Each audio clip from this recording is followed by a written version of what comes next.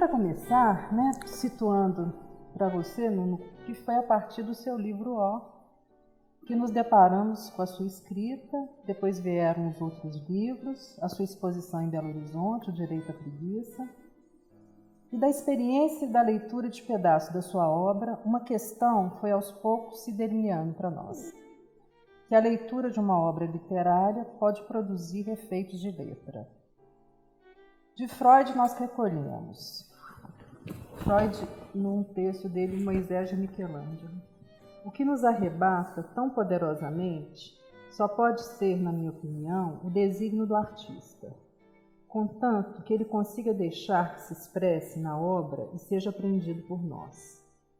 Sei que não pode se tratar de nenhuma apreensão meramente intelectual. É preciso que a situação de afeto, a constelação psíquica que concedeu ao artista a força pulsional para a criação, seja de novo causada em nós. Assim, sob o efeito da experiência da leitura dos escritos de Nuno, convidamos para uma conversa, sobre o real e a experiência na sua prática de escrita. Restam hoje apenas algumas pistas desta origem, ou, para dizer de outro modo, alguns sinais fora da linguagem. Parece uma experiência cotidiana, ainda acessível a todos, estranhar subitamente o som de determinada palavra como demasiado abstrato ou inverossímil em relação àquilo que designa, e o velho jogo infantil de repetir indefinidamente um mesmo vocábulo até que perca completamente qualquer ligação com aquilo que procura indicar. Talvez queira nos conduzir apenas de volta a uma época em que cada coisa tinha seu peso sinestésico, e tanto a cor, como o sabor, como a imagem, era um índice livre para aquele pássaro flechado. A própria diversidade de línguas, absolutamente cômica para quem as escuta sem entender, remete também à arbitrariedade de origem, a esta reunião primeva de feridos em busca de consolo e proteção que expulsou para longe ou mesmo matou os primeiros heróis mudos.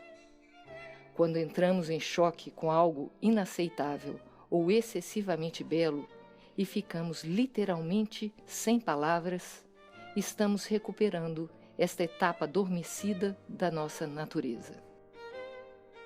Depois que passa pela minha mão, nada parece meu. Minha tarefa, dar à voz a matéria, tinta, pano, dar à matéria a sua voz. Não por medo de perdê-la.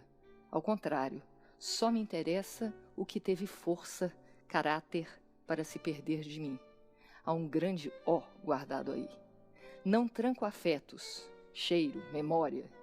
Se ainda fosse o caso de pedir silêncio, eu me deitaria fingindo doente. Mas meu silêncio é minha lâmina. Então, Nuno, nós gostaríamos que você falasse um pouco sobre a sua experiência com a escrita e sobre esse ponto que te interessa particularmente como leitor e escritor, que é esse ponto que excede a economia e salta.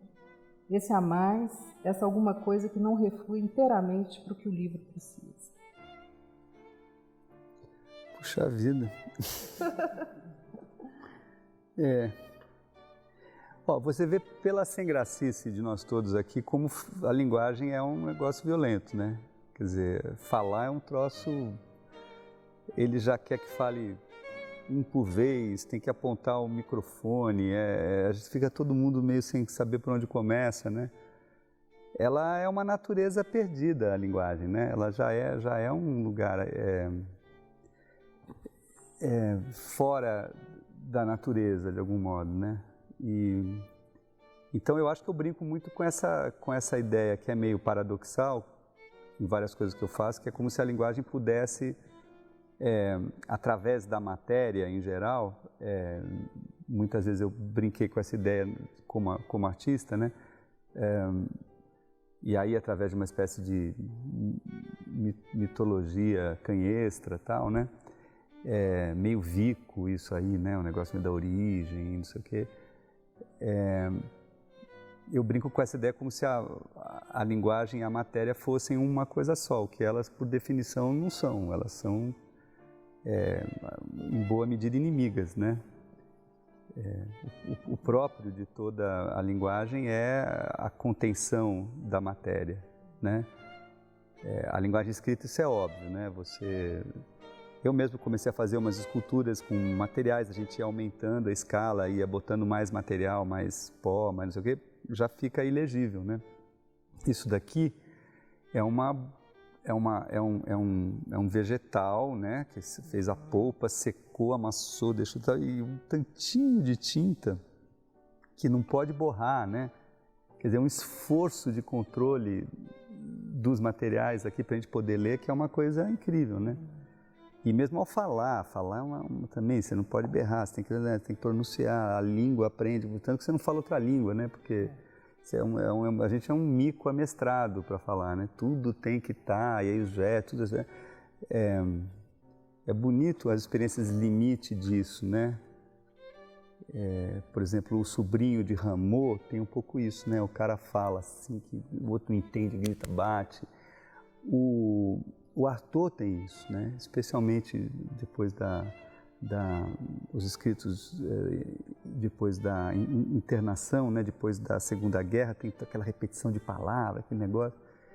Tem um poeta que eu gosto também, que aqui, não sei se vocês conhecem, se chama Gerasim Luca, que acho que é um romeno, que escreve em francês. Acho que não sei se é vivo, mas é assim, meio recém, anos 80, 90. E também repete muito as sílabas. Então, eu acho que são tentativas de desaprendizado dessa coisa completamente social que a linguagem tem, né? Ela vem de uma experiência da cultura, ela é um abandono.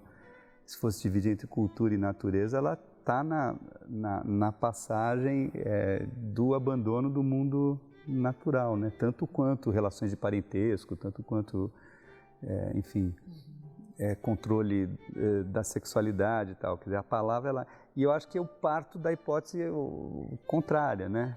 Claro que eu sei que não dá, mas por outro lado é rico você supor que dá, né? Que dá para, de alguma forma, a linguagem ser matéria de novo, comportar essa outra face que ela perdeu, né? Então eu acho que o O abre com isso, né? Abre com uma espécie de mitologia assim em cima dessa ideia. Agora eu acho que um pouco tudo que eu fiz fica um pouco aí, tem muito não tudo, mas tem muito dessa relação entre material e sentido, né? Quando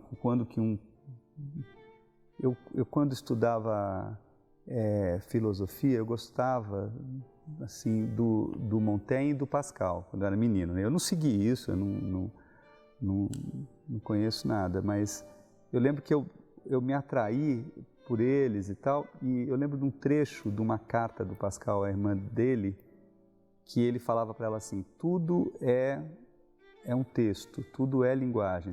Do ponto de vista divino, se você souber ler, tudo vira uma escrita, né? Como se todas fossem um enorme texto que você achasse o ponto de vista, e Deus seria esse ponto de vista. Eu nunca me esqueci dessa hipótese meio maluca, que o mundo é um texto infindável, que se você achar o ponto, você lê com as coisas formando caracteres, né? Então é uma ideia muito, muito atraente para mim, mas muito aberta e totalmente absurda, né? Que eu acredite nisso, mas eu acho que é uma coisa profícua.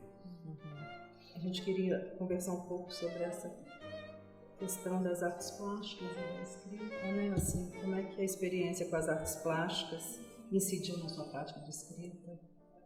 E essa questão da literalidade dos materiais, você acha que a literalidade dos materiais te possibilitou uma outra prática com a escrita? Eu acho, mas eu não sei definir direito como, entendeu? Mas eu acho que sim. Não, eu acho, primeiro, que a minha experiência original era com a escrita, era com o texto, né? Não era com os materiais. Isso veio de alguma crise que eu não sei definir bem, que eu, quando tento caracterizar, eu lembro como uma espécie de sentir que eu não sabia do que eu estava falando, uma coisa muito abstrata que teria na natureza de escrever e de lidar com as palavras. Aí quando eu fui tentar outras coisas também, era um de final de adolescência e tal, e nada dava muito certo, mas eu me atraí nas artes plásticas da coisa dos materiais mesmo. Então isso foi uma coisa que era fora de mim, que, enfim, que eu não tinha aquela coisa da página branca, né? E a concretude da coisa. Então isso eu acho que logo me pegou, né? Agora eu não sei, eu voltei a escrever, isso aí foi uma coisa meio longa, que eu acho que eu escrevia, mas não pensava em fazer nada com isso, uns 4, 5 anos, e aí o Cujo de certa forma é um retorno. Né? Eu acho que tem uma vontade de matéria, de não sair do lugar, de repetir, né? Uma influência do Beckett também ali, né? Acho que do Beckett e do Inferno, do Strindberg, que é um texto que me impressiona muito, que é uma coisa meio alquímica, né?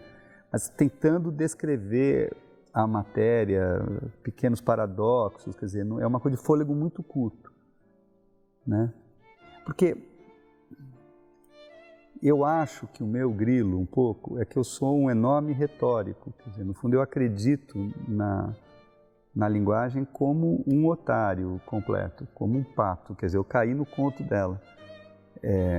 Então, por exemplo, eu me aproximei do Beckett, que é o contrário disso, né? É a crise disso, um pouco porque eu acho que ele me ajuda a regular um pouco isso, ou me ajudou, né? O Beckett, você sabe, conviveu com o Joyce, que é outro que acreditou na linguagem assim, né, na sua totalidade infindável, né? Se alguém está perto desse texto que eu falei assim, é o Finnegan's Wake, sei lá, né? Quer dizer, tudo bate no outro, ecoa, tudo vai significando, né? Mas eu acho que eu tentei me purgar dessa coisa muito retórica, eu acho. Não que eu tenha conseguido, que eu acho que eu sou muito retórico, mas eu acho que é uma retórica da crise, de um certo exílio da linguagem, né? Agora, isso também é muito limitante, eu tenho muita inveja. Inveja não é a palavra, embora tenha inveja também, mas eu tenho muito desejo de narrar. E não dá para mim, entendeu? Até algumas coisas eu tentei, até fiz, mas eu não sinto que eu estou no meu elemento, entendeu?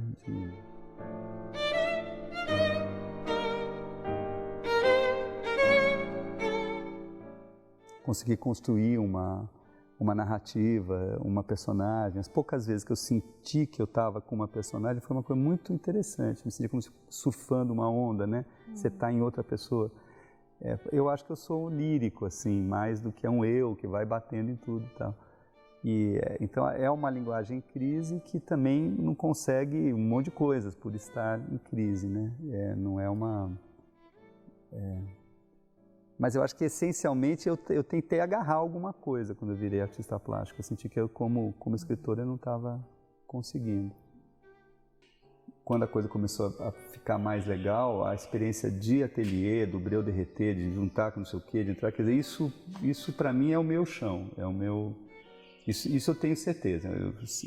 Ali eu senti que eu pisei em algo mais meu, assim, daí as coisas... As palavras começaram a nomear, eu comecei a fazer escultura com letra cedo, junto nesse momento, essa etapa, né, de fazer com a matéria, umas esculturas de chão grandes, até expus aqui na Selma uma antiga, de carvão com breu, não sei se vocês chegaram a ver, uma página assim, né. E aí voltei, e foi... Agora, hoje eu escrevo de outra forma, escrevo, não curto mais, né, escrevo longo, quer dizer... com muito fôlego, tudo isso que eu tentei desaprender com a velhice vai voltando, né? Com a idade vai voltando, né? Você finge, segura e o bichão tá lá querendo, né? Quero saber, assim, por que a escolha do breu? Porque o breu está muito presente na sua obra, né? Os meus materiais mais assim constantes são vaselina, que eu acho que é a que eu mais usei, talvez. Que há um tempo atrás, sei lá, já faz tempo, mas depois de eu comprar vaselina, 10 anos numa loja, teve um fim de ano, meu Natal, assim, que eu fui lá, precisava terminar, não sei o quê, E aí era aquele clima mais festivo, a moça que me atendia perguntou assim, o que o senhor faz com tanta vaselina? Né? Que era assim a pergunta que não queria calar, né? Eu acho que vaselina é o material que eu mais usei. Breu, sabão também fiz muita, mais recente, mas fiz muita coisa com sabão, areia socada, sem cimento, areia, né? Eu acho que são sempre materiais intermediários entre uma coisa e outra, né? Que não são nem sólidos, nem líquidos. Que estão assim, numa condição que você não sabe bem para que lado vai, né? O breu, a coisa linda, apesar de eu ter sofrido que nem um camelo com isso, é que você faz um negócio de breu, ele vai caindo, né? Ele desce, ele deforma, ele é instável, né? A vaselina é isso também, é um sólido ou um líquido, né? Uma coisa meio no meio, muito suscetível à mudança por calor, frio, né? O sabão, né? É um produto orgânico com um ácido violentíssimo que produz a soda cáustica, a banha, né? Quer dizer, como se fosse o corpo da gente associado ao seu oposto, que produz um negócio ainda com ambos os extremos nele, né? Essa areia socada que é muito instável, né? Dá um trabalho maluco, fazer um pouquinho de cimento resolvia tudo, mas sempre eu acho que materiais muito instáveis. Nunca muito por simbolismo, eu acho. Quer dizer, claro que o sabão carrega o seu próprio símbolo, a vaselina tem a coisa sexual, não há como não ver, isso, né? Tem um sêmen, uma coisa assim, mas eu acho que isso é secundário, eu acho que eu tento pela característica do material mesmo. Pó, né? Usei muito pó, cal, quer dizer, materiais difíceis de lidar. Eu quando consigo voltar para isso, eu fico muito feliz. São os trabalhos meus que eu mais gosto longe, assim. Por mais que alguns grandalhões com esse órgão que eu fiz aqui, esse negócio das coisas caírem, isso tudo eu gosto também. Mas onde eu me sinto mais em casa e cada vez eu uso menos são nesses materiais impossíveis, assim, entendeu? Eu tenho conforto com são vivos e acho que tem como uma coisa, tem um silêncio, assim, exigem muito de quem vê, porque aquilo é muito instável. Você não sabe bem se aquilo vai para um lado ou para outro, né? Não sei, tem um chamado, assim, muito, muito deles. E quando você acha o material, aí solta muito a imaginação, né? Vem uma série de obras quando você começa a pegar. Vidro eu gosto também, até porque é instável. Mas vidro é muito cheio também de significados dele, a pedra, o mármore e tal. Esses materiais são mais... É como que ajudam uma junta, né? Como que materiais de lubrificação, de tirar o atrito entre coisas que não conseguiriam estar juntas, né? Quer dizer, uma espécie de cola, assim, que esses materiais têm naturalmente, né?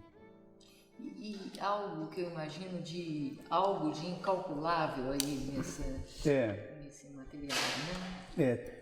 Essa mistura, né? Esse incalculável tem o horizonte dele, né? Quer dizer, tem algo fora desse incalculável, né? Quer dizer, desde uma coisa muito sólida até uma coisa muito insólita. Tem uma sanfona que abre, mas não quebra, né? Quer dizer, isso mesmo...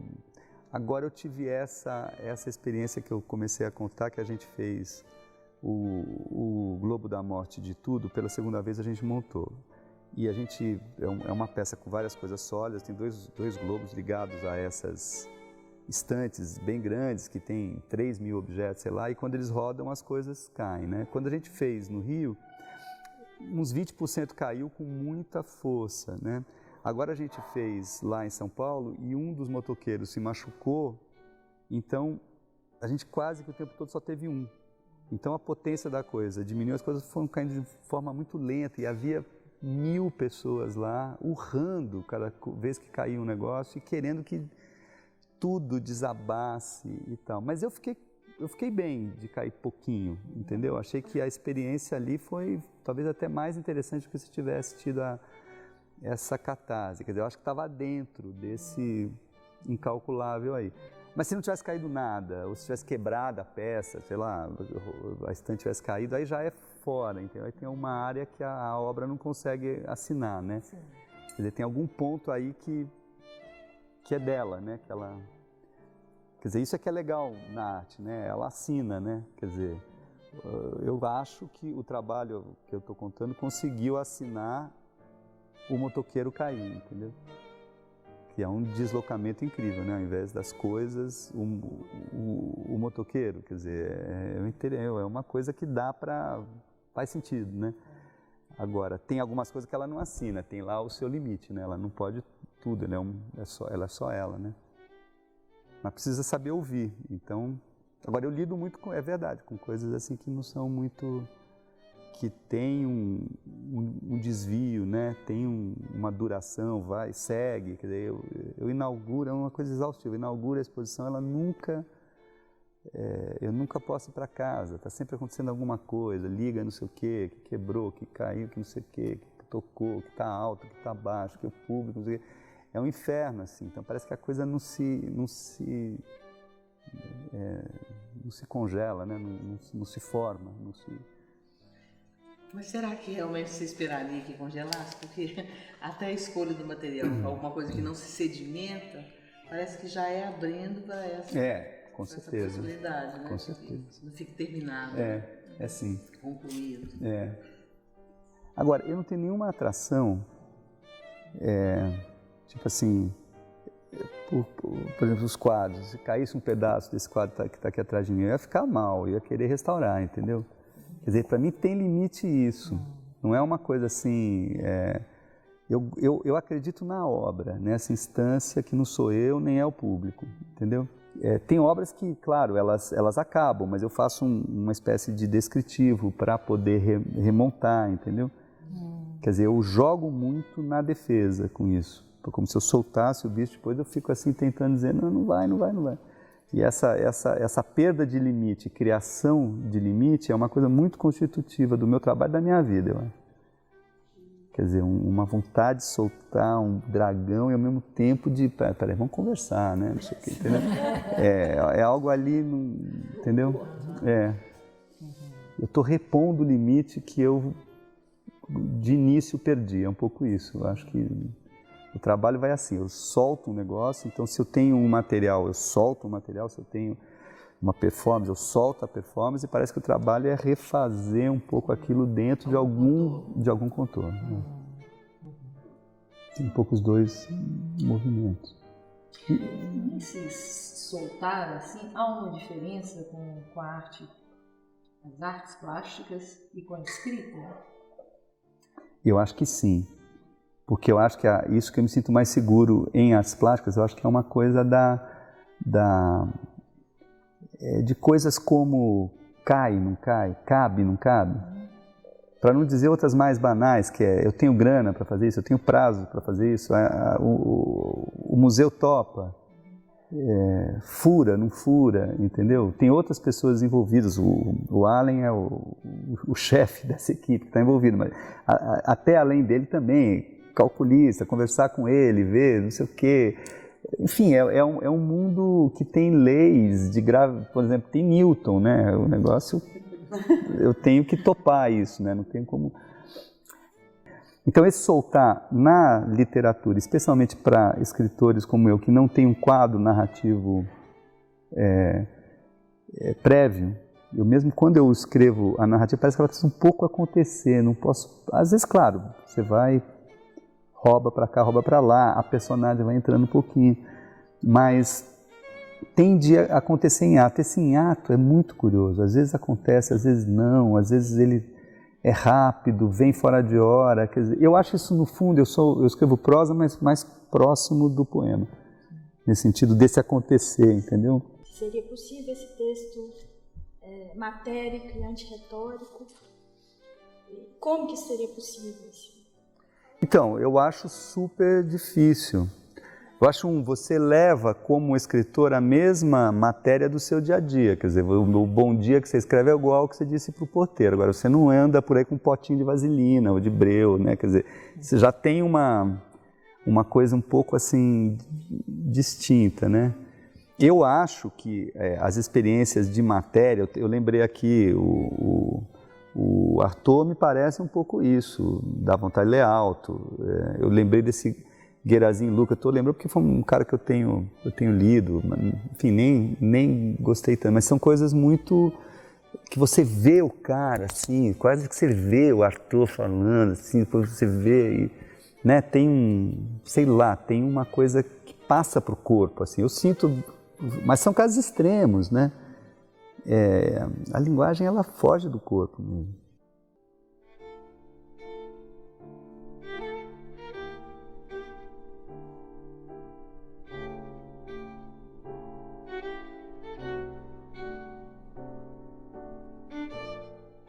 Eu devo demais ao Beckett, assim, porque eu também conheci ele mais tarde, não sei, foi um artista importantíssimo para mim, assim, na época do Cujo, o Pão do Corvo, né? Acho que eu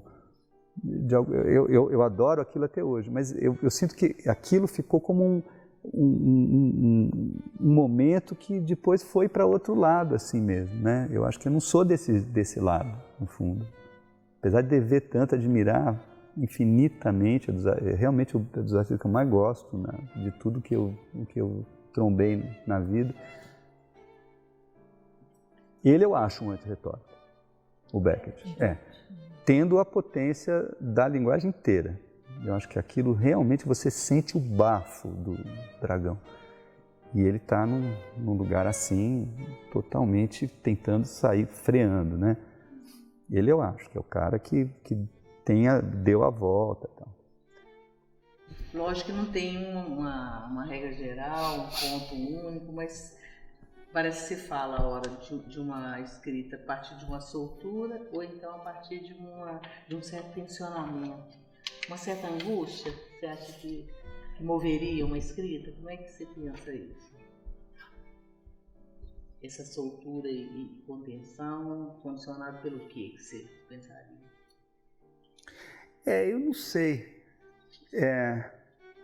Eu acho que toda obra tem uma espécie de impulso, de aposta, né? Quer dizer, você tem que nem aqueles saltos que o cara aposta uma nota, né? Quer dizer, ele tenta uma nota X ou tenta uma nota Y. Quer dizer, as obras têm não validade depois de feitas, uma obra muito mais afásica, pode ser 10 vezes mais rica do que... Não é isso que eu estou falando, mas eu digo, quando você começa, acho que você põe uma espécie de impulso, né, nisso. Claro que desenhar é diferente de pintar, né? Sei lá, você também não pode exagerar nos seus recursos, porque isso é típico, né? Você está muito energizado, tem lá um negócio que põe matéria demais, que vira uma porcaria em 2 segundos, não sobra nada, nem ninguém, enfim, jogue fora, né? Tem alguma coisa que é da delicadeza desse impulso, né? Agora, o que eu digo é que eu acho que talvez a minha crise, porque eu não sou da crise, eu acho que eu tive pouco isso na vida, de ficar assim muito perdido. Nem sou muito do apego também não fico muito ligado nas coisas que fiz. Assim. Nuno, você disse que tem uma relação com a linguagem, como se só pudesse nomear as coisas no momento em que elas realmente se encaixam. Em que a linguagem e o objeto dela estão muito casados. Palavras são feitas de matéria escura, quase sólida. Secam rapidamente, depois de pesadas ou ditas, mas secam também antes que saiam da boca, quando deixamos de usá-las de maneira apropriada. Há 2 grandes famílias de palavras, as que são súbitas e as que roubam tempo.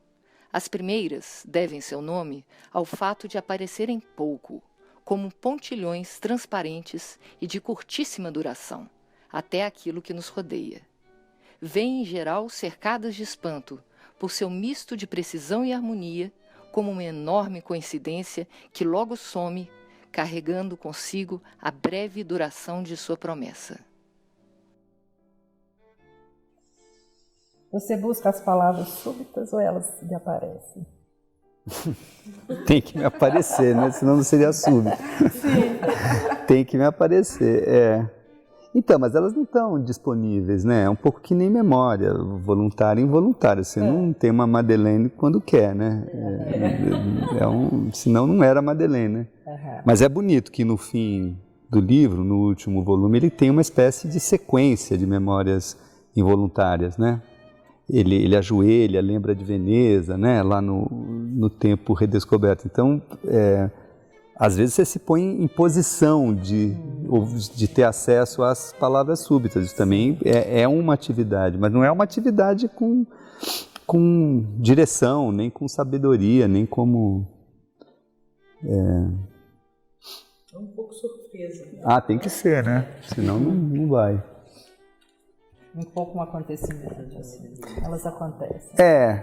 Eu acho, elas têm que se... Ou ainda inventando Picasso, eu não procuro, eu acho. Um pouco por aí. Eu acho que eu não acho e procuro.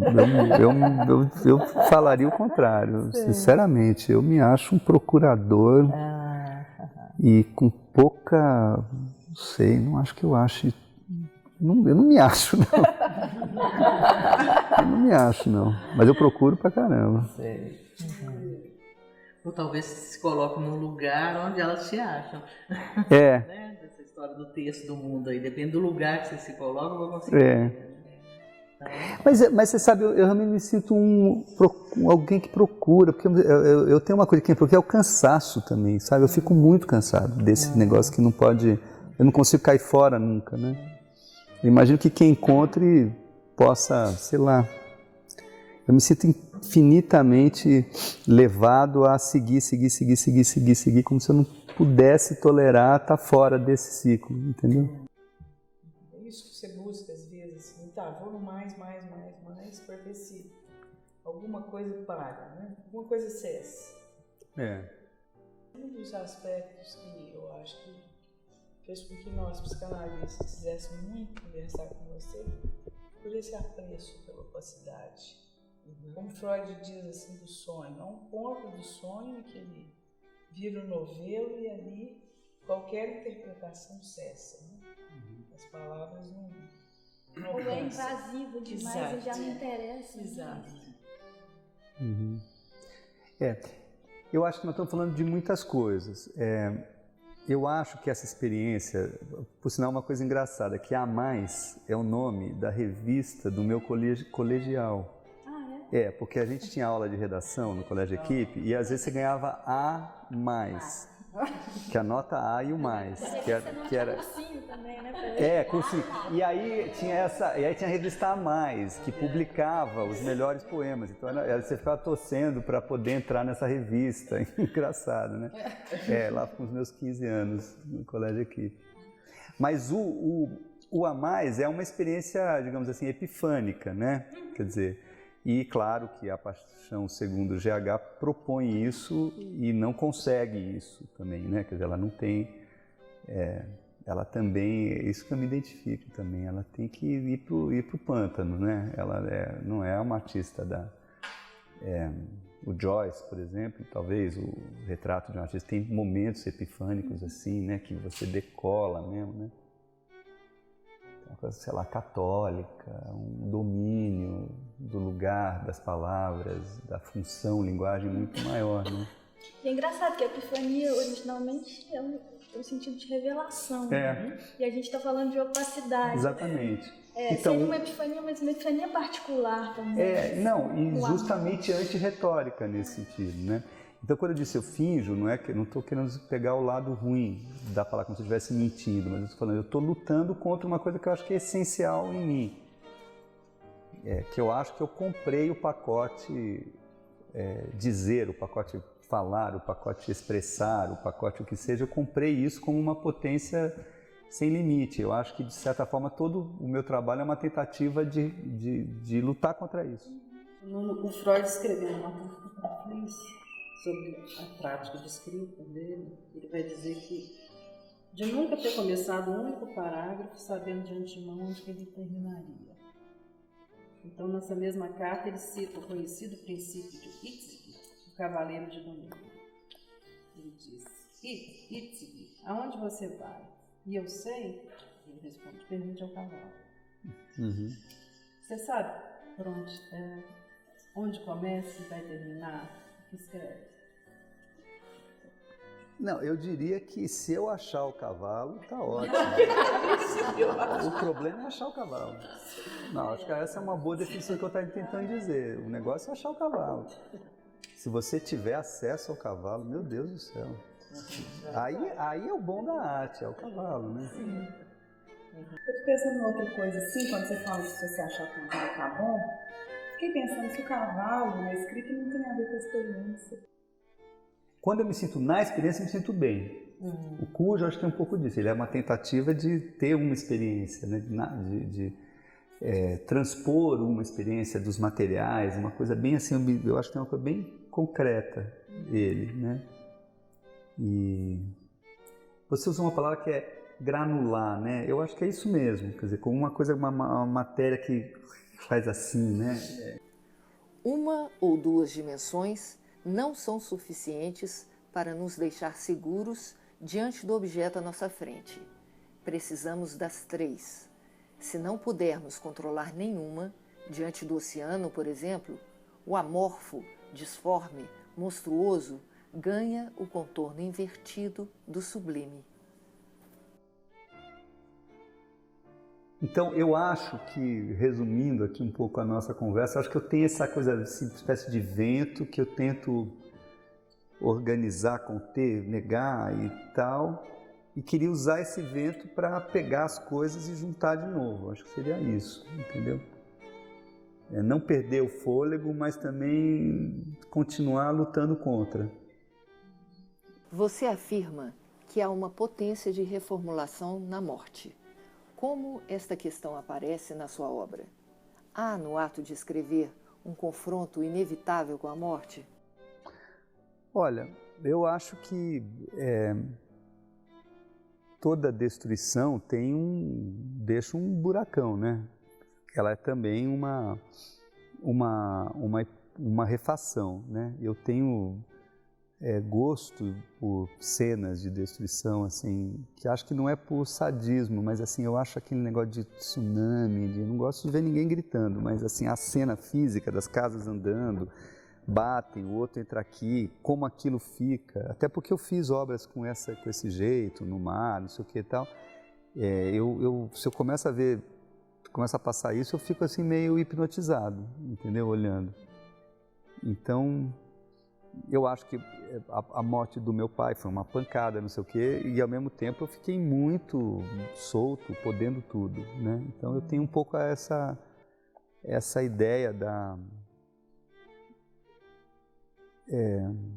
o próprio fato de usar muitas linguagens, quer dizer, claro que eu fico com medo e tal, mas eu não sinto dificuldade em fazer um filme, embora isso seja absurdo, porque claro que é difícil, claro que eu não vou fazer todas as linguagens que eu queira, tal, mas a minha ilusão é de que eu faria, que seria legal não saber fazer e vai fazendo, entendeu? Que também eu acho que é uma coisa assim, de você chegar num lugar, aquela cena assim, aquelas praias que a maré é grande, né, que você pisa, parece que é a primeira vez que está sendo pisada, aquela sensação de você estar num lugar que não tem pegadas, isso eu acho muito atraente. Eu acho que a morte tem algo disso, ela abre uma coisa assim, por trás do sofrimento todo, né? Quer dizer, acho que há limites, enfim, não estou propondo isso como um modelo de vida para ninguém, mas eu acho que ela... Então, essa potência de soltar o bicho, de derrubar, de jogar, de tentar... ela traz uma possibilidade de você ordenar novamente, né? De você refazer de um outro jeito. E aquela exposição das casas que eu fiz aqui tinha um pouco disso, né? Quer dizer, era um modelo 1 para 1, mas ele estava tudo com os valores trocados, não só a situação de afundar, quanto os materiais e tudo parece que estava meio se refazendo, né? Aquela obra filmada. Qual? Aquela obra filmada, foi um curta, que são feitos assim, uns túmulos. e umas caixas de som sendo Sei, enterradas. sei. A temática da morte está posta. Nossa, ali, né? muito. Muito forte. E o Nelson Cavaquinho cantando, que é uma espécie de parca carioca, né? Grega carioca ali, com aquela voz, um som ali, né? Quer dizer, tem um... com certeza. Aqui tece. O elemento voz nessa obra, né? Desintrigou forte, né? A voz resta assim. Mas eu queria que ela atravessasse a matéria, né? Quer dizer, que ela né? fosse física um pouco, né? Que ela mostrasse a sua fisicalidade atravessando um tanto de terra, né? Sim. Que ela não estivesse solta no ar, assim, né? Ela terra, ela atravessa. Sim, talvez para a gente concluir, né? Nós pensamos em falar sobre o ponto de opacidade. Se todas as coisas refletissem como espelhos, viveríamos num mundo de relações ininterruptas. Tudo remeteria a tudo, como quando pomos um espelho em frente ao outro, mas como seria monótono? A identidade de um objeto depende, antes de mais nada, de sua opacidade. É ela que o separa dos demais e guarda para si suas propriedades. Então, sobre opacidade.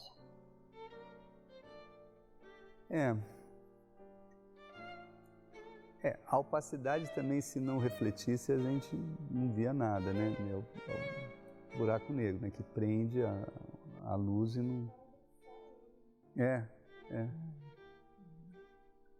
Mas, enfim, de novo, né? É botar o cara para cantar e cobrir de terra, né? Quer dizer, eu acho que também é uma imagem do que eu faço, entendeu? De tudo que a gente falou aqui, né? Como se eu fosse um cantor, mas que preciso... A minha intuição seria que para aquilo ter valor eu tenho que botar a camada de terra, né?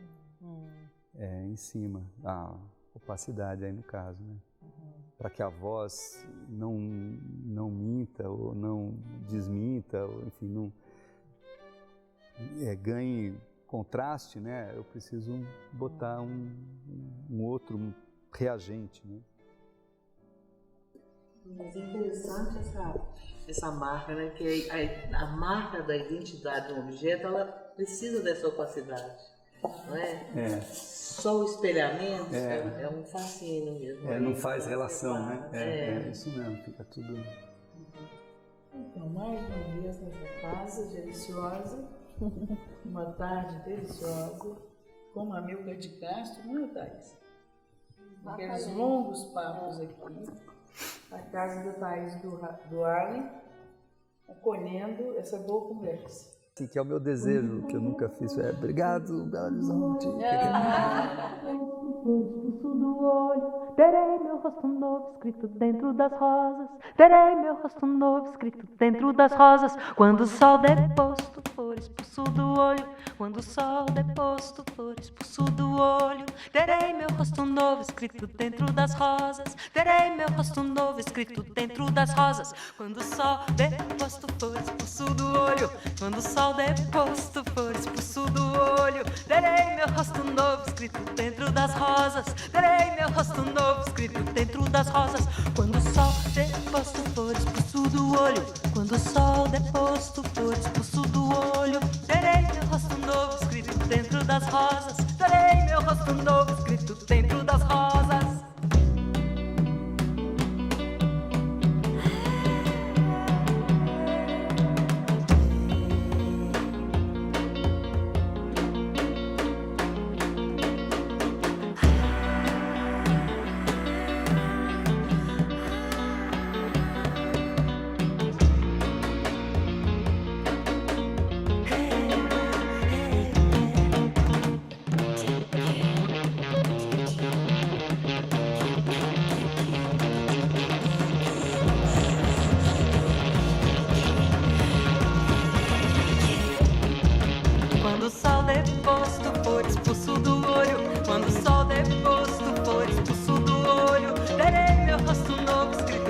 Das rosas, terei meu rosto novo escrito dentro das rosas. Quando o sol depois